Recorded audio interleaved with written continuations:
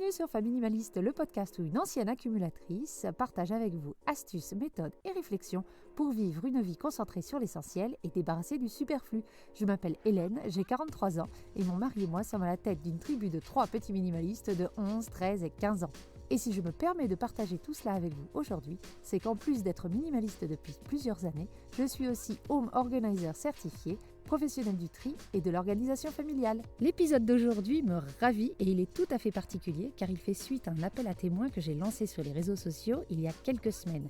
J'étais à la recherche d'une personne au début de son tri ou qui avait du mal dans son tri et qui voulait en quelque sorte une consultation privée. Natacha a levé la main et j'en suis ravie qu'elle partage avec nous son parcours, ce qu'elle a essayé, ce qui a marché, ce qui n'a pas marché. Bref, c'est le témoignage que j'aurais rêvé d'entendre avant de me lancer dans mon tri. Je me suis beaucoup reconnue en elle et j'espère que vous aussi et que cela vous aidera à avancer dans votre vie minimaliste. Allez, c'est parti pour l'épisode du jour.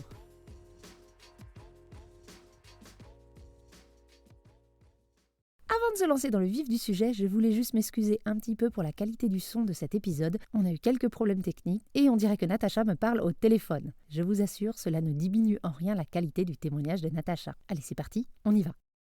Tu t'appelles Natacha, tu as 3 enfants, dont une qui vit toujours à la maison, donc tu as 2 grandes.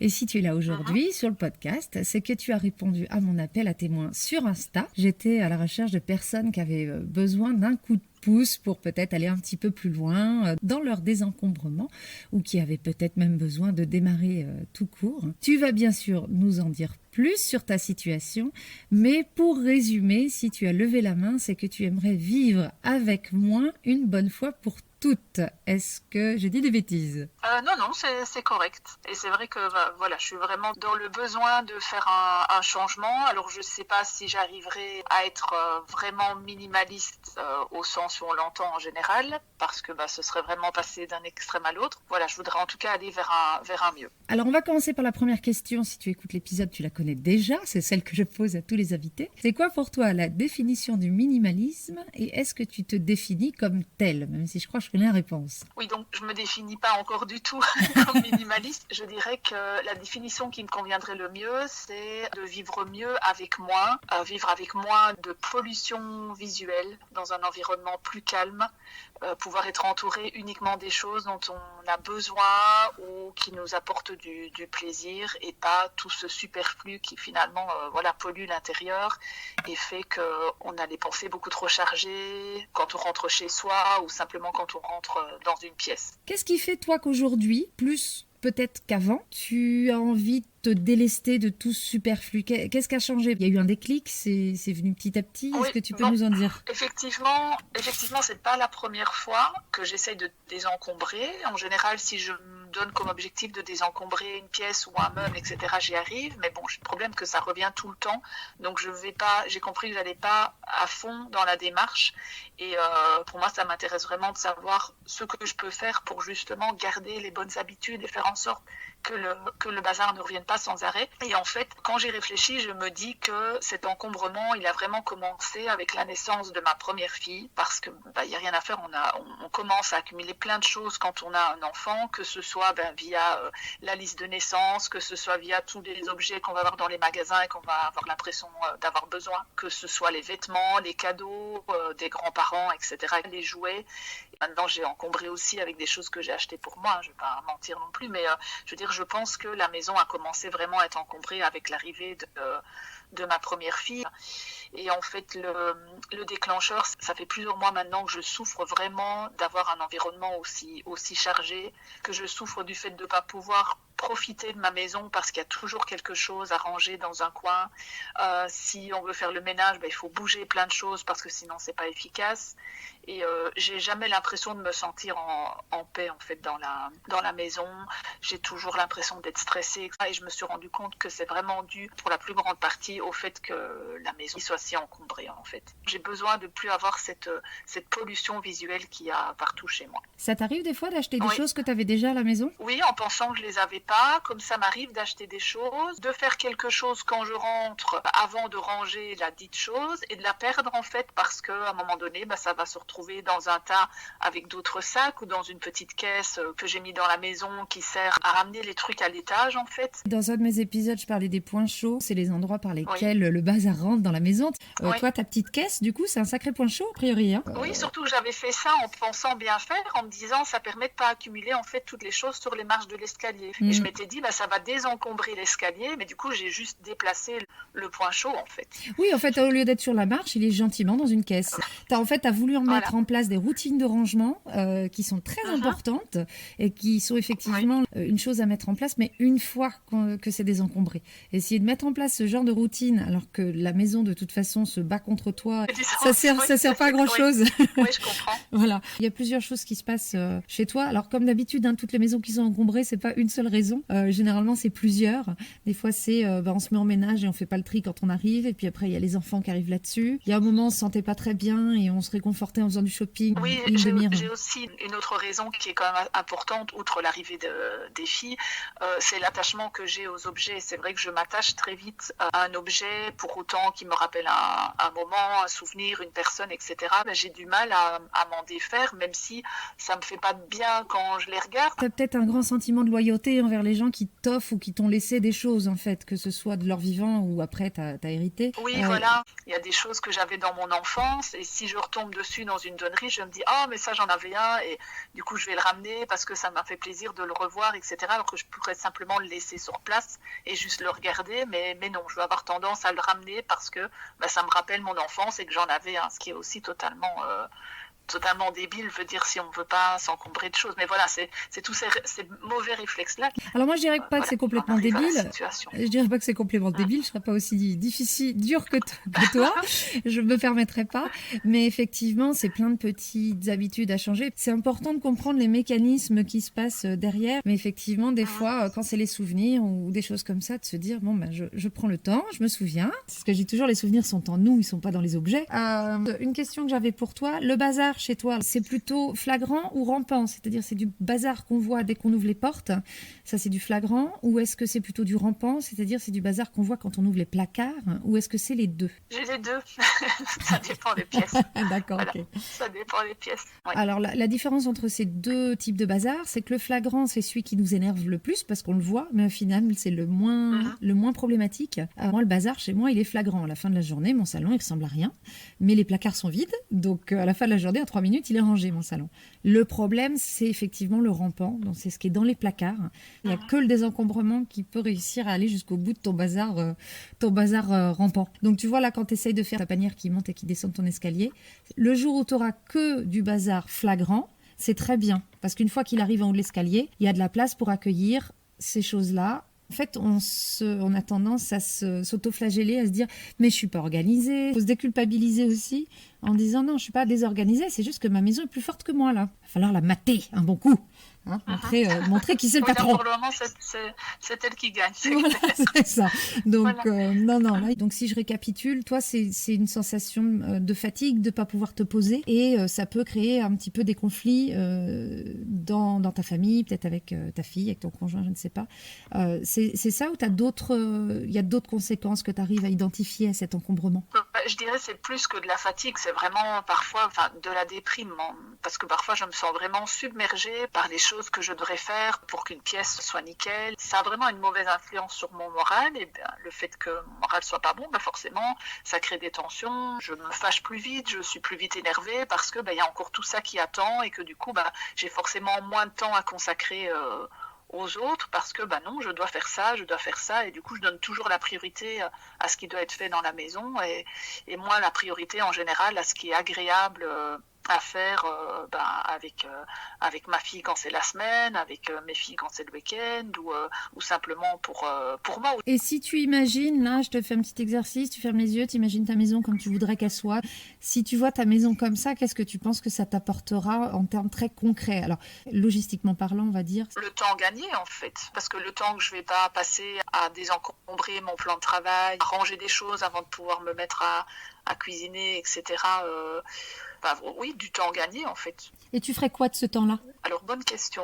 Peut-être justement jouer à un jeu de société avec ma fille qui m'en réclame souvent. Et en général, on attendait le week-end pour le faire parce qu'en semaine, il n'y a clairement pas le temps pour ça. Prendre un peu plus de temps pour préparer le repas, lire. Oui, des choses que je ne fais pas en général parce qu'il y a des choses qui doivent être faites en fait. J'ai commencé tout doucement à désencombrer par moi-même en prenant les conseils que tu donnes sur tes podcasts et des lectures, etc.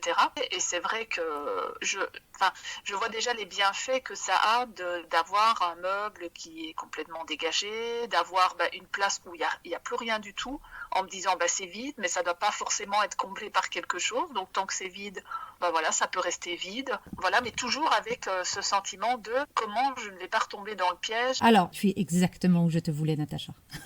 Je t'ai amenée avec succès parce que tu me dis que tu as déjà essayé de faire du tri et que ça revient. Faire du tri, c'est pas compliqué. Là, c'est compliqué parce que tu en as beaucoup. Donc, c'est la masse qui te fait peur. La relation qu'on a avec des objets, ça, c'est différent. Le pourquoi on garde les choses ou pas, ça, c'est plus dur. Pourquoi on achète des choses ou pas, c'est plus... Il est là le travail, en fait.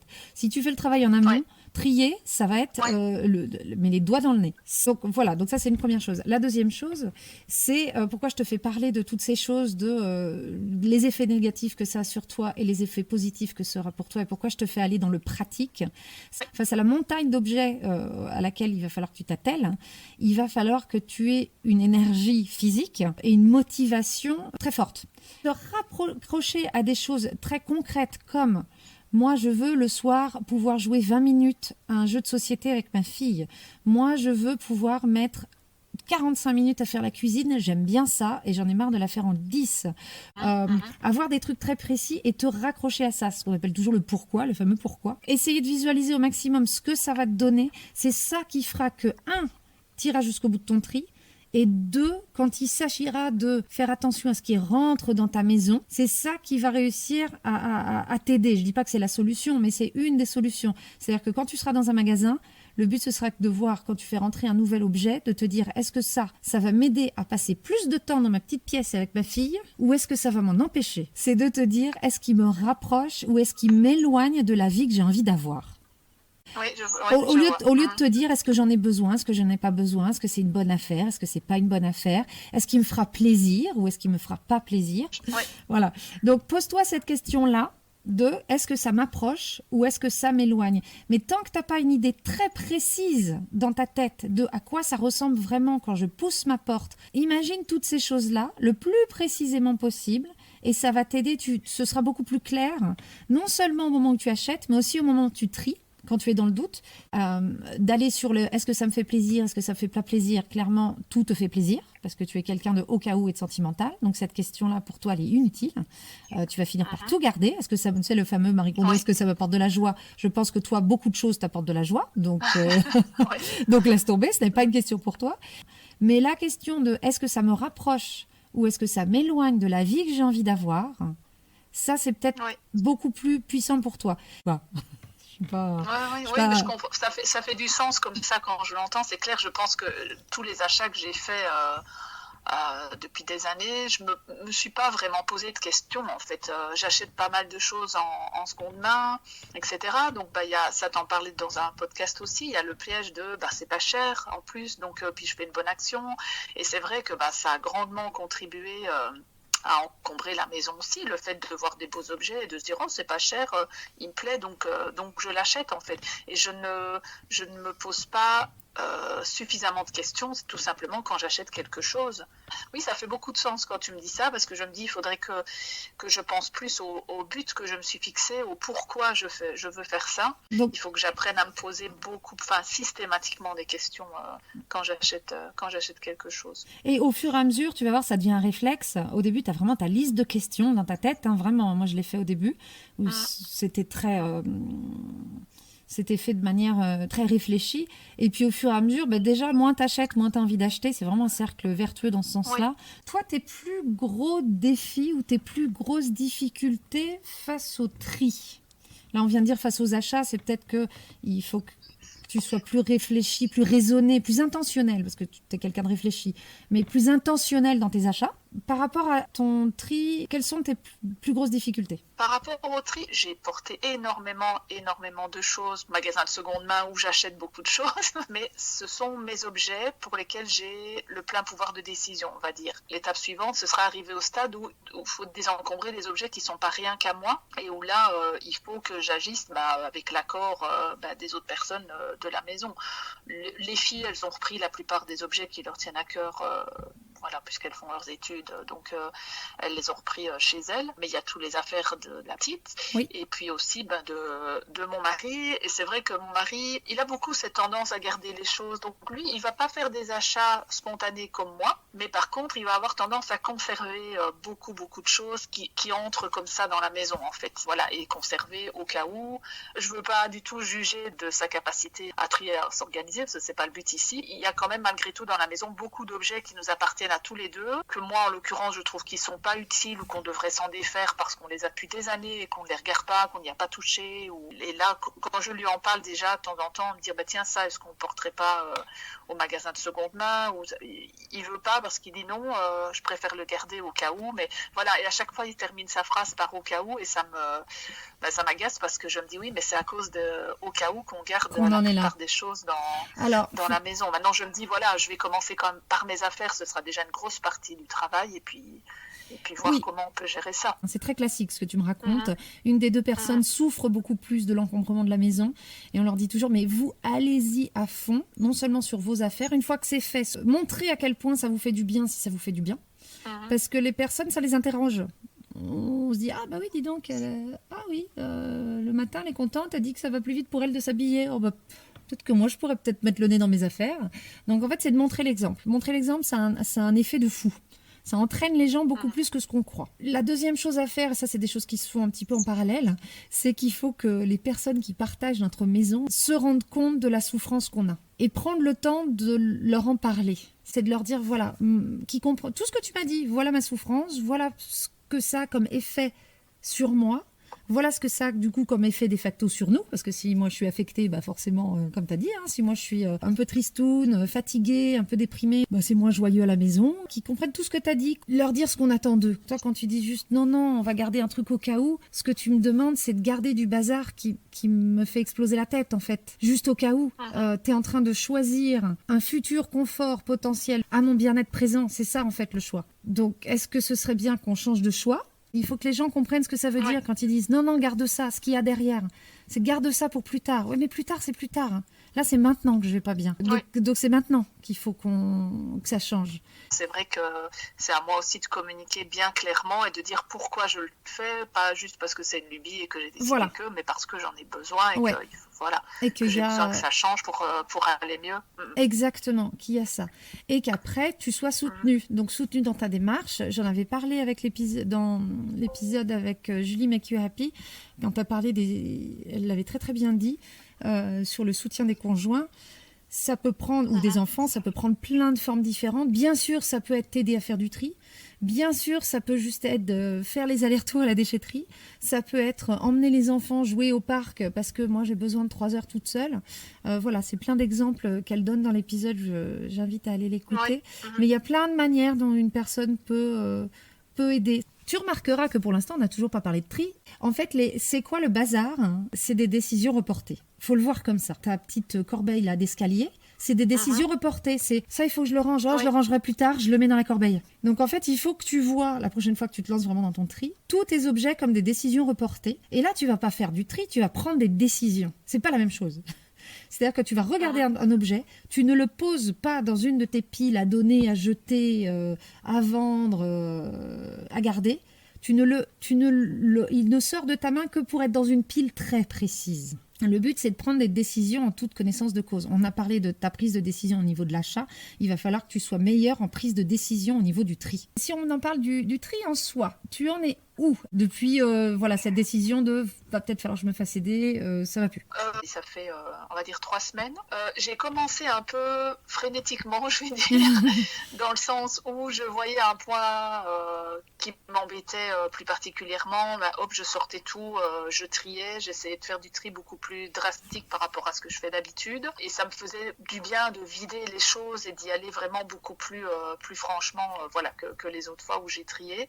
Donc j'ai fait quelques points chauds, on va dire, dans ma cuisine parce que, par exemple, il y avait une armoire qui m'embêtait, non, il y avait 2 armoires qui m'embêtaient tout spécialement parce que quand on voulait un truc, il fallait tout sortir, etc.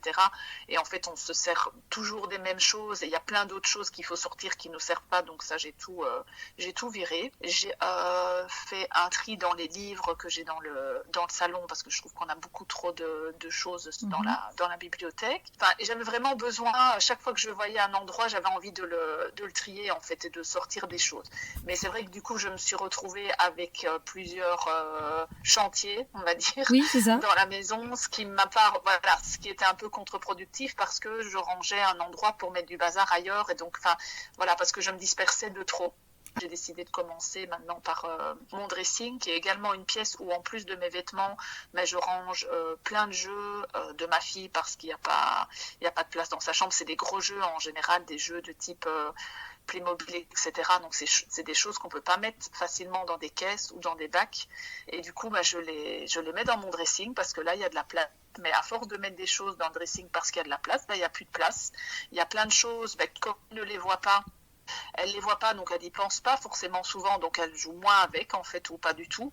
Et donc et comme c'est la pièce où je vais tous les matins pour prendre mes vêtements et m'habiller, je me suis dit bon, maintenant voilà, tu vas t'attaquer à cette pièce-là et que cette pièce-là, même s'il y a d'autres choses qui me dérangent encore dans la maison, mais pas faire tout en même temps.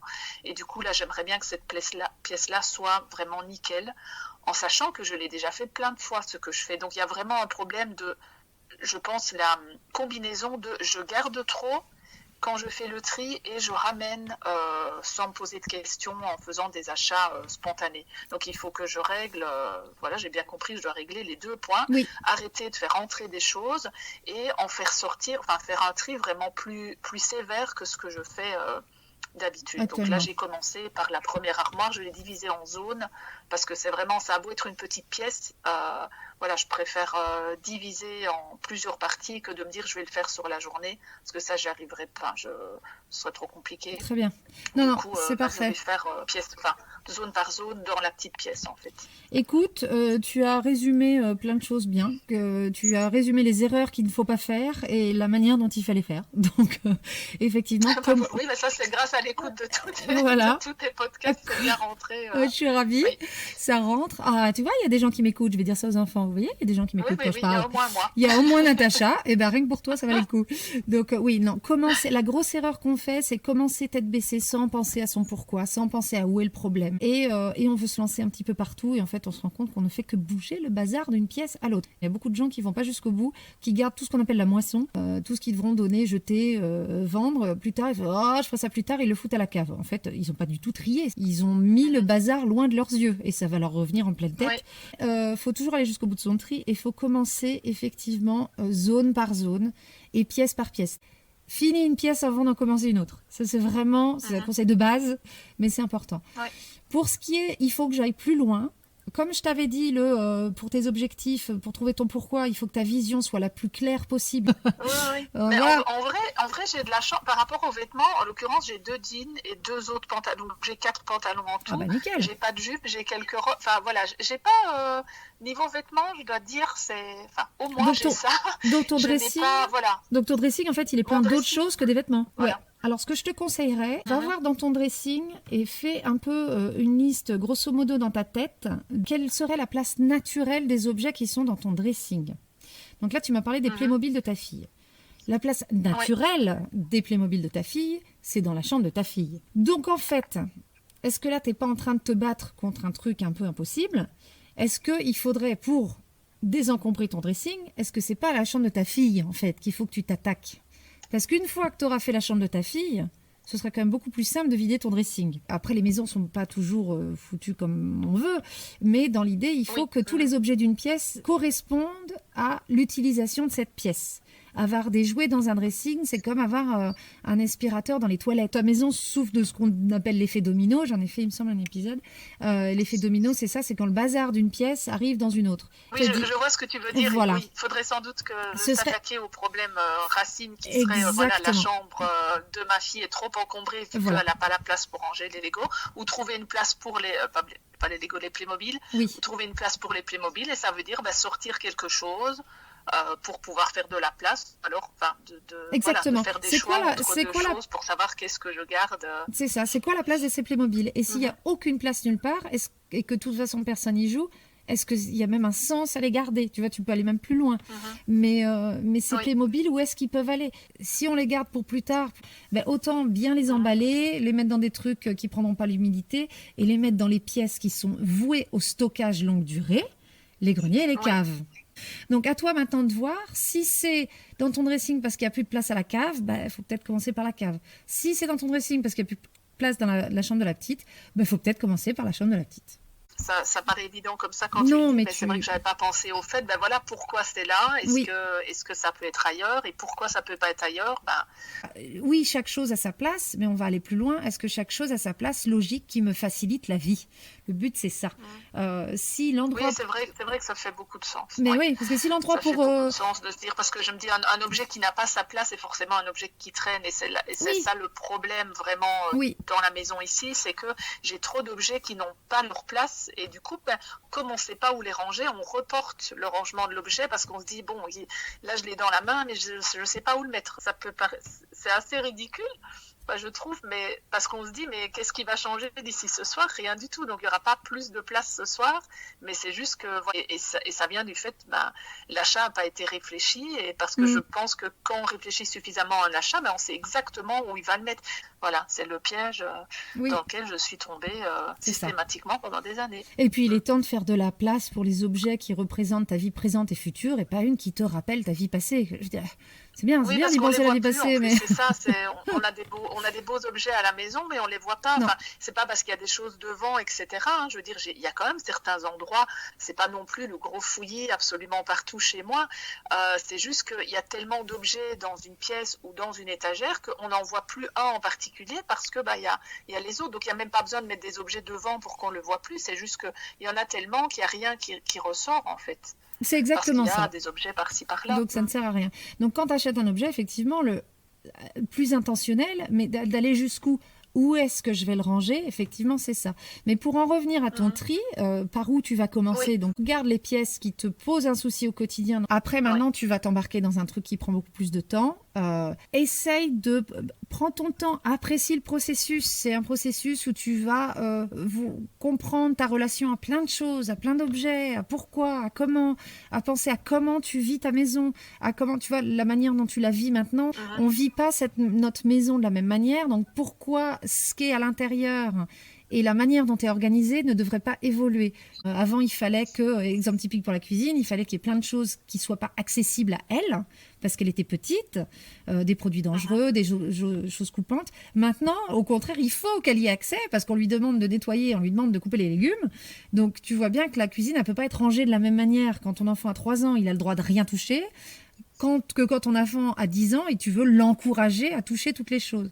Pour la cuisine, c'est évident comme exemple, mais pour le salon, pour les chambres, pour tout, en fait, la logique est la même. Bref, donc tout ça pour dire, essaye de voir vers quel endroit tu as envie de continuer. C'est bien de marcher par envie. Donc si c'est ton dressing, très bien. Donc pour retrouver ton dressing en premier, il va peut-être falloir trier une autre pièce. Et à quoi pourrait ressembler le plus précisément possible cet espace? Tu te mets dedans et tu te dis, voilà, moi je veux l'utiliser pour quoi cet espace?